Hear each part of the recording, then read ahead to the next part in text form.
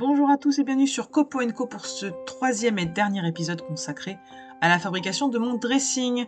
Alors la dernière fois, on s'était arrêté à la fabrication du caisson, à l'installation dans la suite parentale et on avait commencé à évoquer la lumière dans ce dressing. Alors vous le voyez, je suis en train de faire de la soudure sur un bandeau de LED, sur de la LED qu'on peut couper à la longueur que l'on souhaite, parce qu'en fait j'ai installé des petits profilets à l'entrée de chacune des 4 portes et dans ces profilets on va avoir un détecteur, c'est ce que vous voyez en arrière-plan, qui va être connecté d'une part à une alimentation et d'autre part au ruban LED. Et ce détecteur, dès lors qu'il détectera que la lumière, que la porte va s'ouvrir, il va déclencher la lumière du ruban et dès que la porte va se fermer, il va arrêter la lumière. Alors je vous avoue qu'au début je ne savais pas trop comment m'y prendre, vous voyez j'avais un petit peu soudé des raccords, des petits bouts de fil etc. Et en fait, il s'avère qu'on peut directement souder le ruban LED et l'alimentation sur les petits connecteurs. Donc les fois d'après, je me suis pas embêtée et j'ai mis, directement, vous voyez les contacteurs du ruban LED sur le connecteur. C'est plutôt simple à installer parce qu'en fait sur le connecteur, eh bien d'un côté on a, alimentation plus/moins et de l'autre côté on a, ruban LED plus/moins et de son côté aussi le ruban LED, eh bien il est marqué. Donc rien de bien compliqué, on met le ruban LED, on met le détecteur, ensuite on met l'alimentation. Il y a un petit transformateur qui permet de transformer, pour avoir la bonne électricité qui va bien et après c'est, directement raccordé à une, boîte encastrée que j'avais dans mon mur exprès. Donc l'idée elle est assez simple, on met un espèce de petit profilet dans lequel viendra, se coller le ruban LED parce qu'il est auto-adhésif. J'ai fait, pour ce qui me concerne, un petit trou pour que les câbles puissent passer sur le dessus de mon meuble. Donc ça aussi, c'est à prévoir si après vous avez un habillage, hein, ou si vous prévoyez des rangements, bien sûr. Et puis après, j'ai mis, le petit revêtement en plastique qui vient masquer le détecteur et masquer le ruban LED. C'est vrai qu'ils sont pas très, très jolis. Alors, je pensais naïvement que le détecteur, qui réagit en fait par infrarouge, il allait passer à travers la petite goulotte en plastique que vous verrez plus tard. Et en fait, c'était pas du tout le cas. Il faut faire un petit trou devant le détecteur pour qu'il puisse percevoir les mouvements de la porte. Donc, j'ai fait un petit trou à la perceuse. C'est dommage que ça soit pas, enfin que le faisceau ne passe pas au travers. Mais bon, je trouve que c'est pas plus mal. Beaucoup m'ont demandé pourquoi j'avais pas mis d'interrupteur. Et bien, tout simplement pour pas avoir besoin de le chercher la nuit, pour ne pas avoir aussi des lumières qui restent allumées à l'intérieur des dressings, ce qui n'est pas forcément souhaitable. Et puis pour l'automatisme, c'est-à-dire la nuit, on se lève, on ouvre la porte, ça s'allume, on referme et ça s'éteint tout seul. Donc ça, c'était plutôt chouette. Tous ces produits-là, je vous mets le lien dans le descriptif, ça vient de chez Byled. Je m'étais déjà équipée chez eux pour ma pergola et ça fonctionne super bien. Vous voyez, je suis pas spécialement douée en électricité, tout ça, et j'ai eu aucun problème à faire ce montage-là.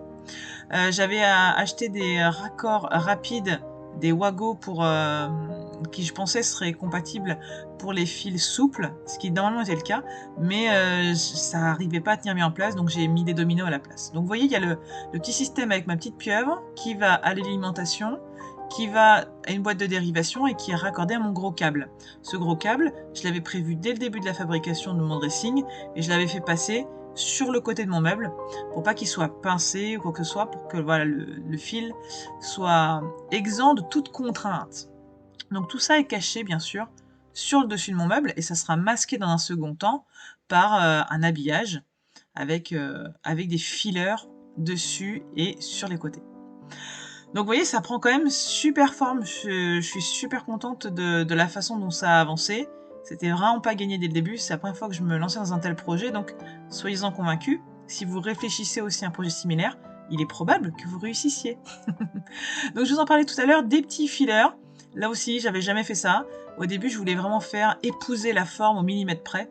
Et puis, je me suis rendu compte qu'il y avait 3-4 mm d'écart sur toute la longueur. Donc, j'ai fait finalement une sorte de gros trapèze. J'avais évidemment gardé des chutes de mes panneaux qui étaient dans le même sens que mes portes pour tailler tout ça dedans. Et puis j'ai installé ça sur le côté de mon meuble. J'ai vérifié bien avant que l'équarrage était toujours bon sur mon meuble, ça avait un petit peu bougé donc j'ai remis les équerres à leur place. Et puis je me suis aidée de ces nouveaux petits coussins là qui ont fait leur apparition dans l'atelier. C'est juste génial. J'avais vu ça chez l'atelier de Stevens, que je vous engage à aller voir d'ailleurs. En fait on pompe comme un brassard pour la tension et ça va venir plaquer le petit filer contre le mur, contre le meuble. Donc ça c'était génial. Au début je les avais pas du tout achetés pour ça, je les avais achetés me disant si je mets un petit socle, eh bien ça me permettra de surélever le temps que je vais caler. En fait mon sol était de niveau donc j'en ai pas eu l'usage, mais j'ai trouvé un usage vraiment très appréciable ici, parce que ça passe, il faut 2 mm pour que ça passe, et après ça vient tout tenir, c'est vraiment génial. Ça doit coûter je sais pas 15 balles les 4, je vous mets le lien dans le descriptif. J'ai ça et je suis bien contente. Pour fixer mes fileurs, une petite vis en face de la charnière. Là encore, j'avais vu ça chez Stevens. Lui, il fait de l'aménagement, donc il est agenceur, il fait souvent ça, et en fait, ça permet de cacher la vis. Et c'est une super idée. Donc, à chaque charnière, j'ai mis la vis qui bien, en prenant soin de plaquer le fileur avec le petit coussin gonflable. Ensuite, j'ai remis ma porte, et puis finalement j'ai fait pareil dans mon tiroir. La petite vis Spax qui va bien.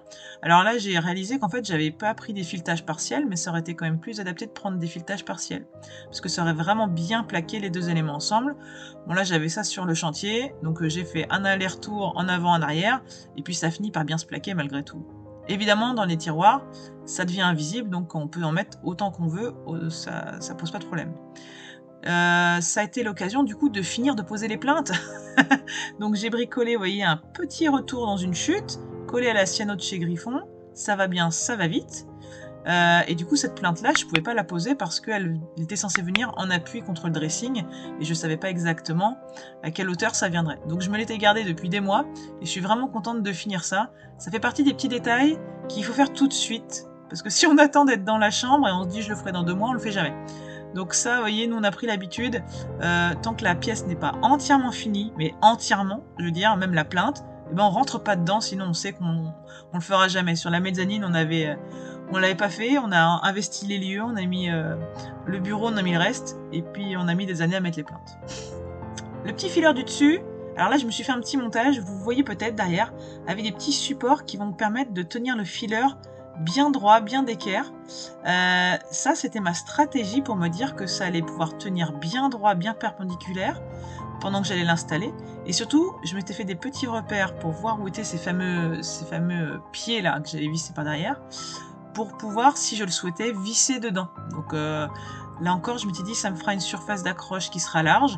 Au final, j'ai vissé dans la tranche de mon filer, mais ça me permet d'avoir un système qui est démontable. Si j'ai besoin par exemple d'accéder aux boîtes de dérivation, eh ben, il n'y aura pas de problème. J'enlève les vis, je mets un petit tournevis sur le côté pour me le décaler du mur, et puis ça va pouvoir être retirable sans trop de problématiques. Et ça c'était vraiment une nécessité, enfin un objectif de ma part, c'est-à-dire que tout le dressing est démontable s'il y a besoin.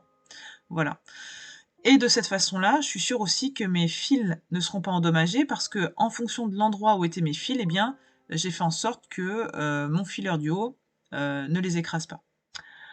Ensuite, pose des 5 barres qui accueilleront les cintres.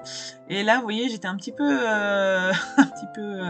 motivée dans mes travaux, c'est-à-dire que j'ai mis des barres en haut, j'ai mis des barres en bas, mais j'avais oublié que j'avais prévu de mettre des supports à pantalon, et je les voyais pas aussi gros, et je pensais naïvement que je pourrais les mettre ailleurs, ce qui n'était pas le cas. Donc il a fallu que je bricole un petit rajout, vous voyez, une petite équerre en bois, là, un petit support, dans lequel venir fixer ce support à pantalon.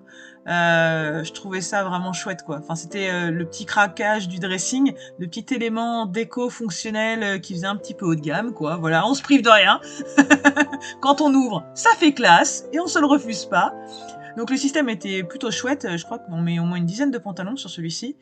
Donc j'ai fait tout un tas de mesures, de calage pour voir comment ça allait s'installer, parce que j'avais jamais fait ça. Et donc j'ai réutilisé des raccords d'angle Festool pour fixer ça dans ma structure principale. Donc vous le voyez, ça vient se clipser. J'ai fait pareil de façon symétrique sur mes 2 portes centrales et puis on a juste à mettre le pantalon, tirer et c'est réglé. Sauf que du coup la barre pour les cintres que j'avais mis juste au-dessus, elle avait plus trop son sens parce qu'elle parcourait le dessus de ce petit élément en bois et c'était pas très logique. Donc en fait, dans un second temps, j'ai redémonté cette barre, je l'ai redécoupée et puis je l'ai redescendue pour la mettre sur le côté. Alors scie à métaux, meuleuse, ça se coupe super bien les barres, pas d'inquiétude. Donc ça vient de chez Central Brico comme les supports pantalons. Je vous mets le lien dans le descriptif sous la vidéo au besoin. Et maintenant, petit flashback, petit bilan, parce que comme vous le voyez, on revient de loin. Ça, c'était il y a 6 mois auparavant. Et il y a eu beaucoup de boulot de fait. Tout a été documenté depuis le début, donc allez voir la playlist pour revoir comment c'était avant, ne serait-ce que le premier épisode. Et vous voyez, ça claque. Il y a 6 mois, il y avait un trou dans le sol.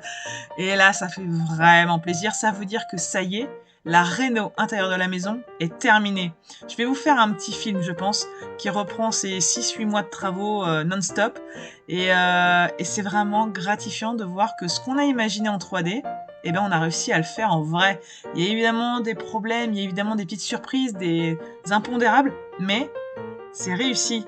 C'est fini, ça tient. C'est fonctionnel. Regardez-moi la lumière qui s'éteint toute seule quand on ferme la porte ou qui s'allume quand on l'ouvre. Ça fait plaisir. Voilà, on a du rangement. On a beaucoup de tiroirs, beaucoup de placards. Et maintenant, on va pouvoir déménager le lit dans notre pièce.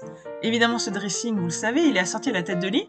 Si vous n'avez pas vu la vidéo sur la tête de lit, je vous mets le lien en haut à droite et vous pourrez aller y faire un tour. Elle est tout aussi originale que mon meuble et puis elle a des petits rappels, soit sur la couleur ou sur l'utilisation de la tranche du contreplaqué qui est aussi visible sur mes tables de chevet. Alors j'espère que vous avez aimé, hein. Pouce bleu, commentaire, dites-moi ce que vous en pensez, ça m'intéresse. Évidemment, si ce n'est pas déjà fait, je vous propose aussi de vous abonner, vous avez un bouton pour ça en bas de l'écran ou même sous la vidéo avec une petite cloche pour recevoir une notification quand je posterai de prochaines vidéos. Parce qu'il y en aura une terrasse, un plancher en bois, il y a beaucoup de choses à venir. Donc je vous dis à très bientôt sur Copo & Co et surtout n'oubliez pas, faites plein de copeaux. Bye bye.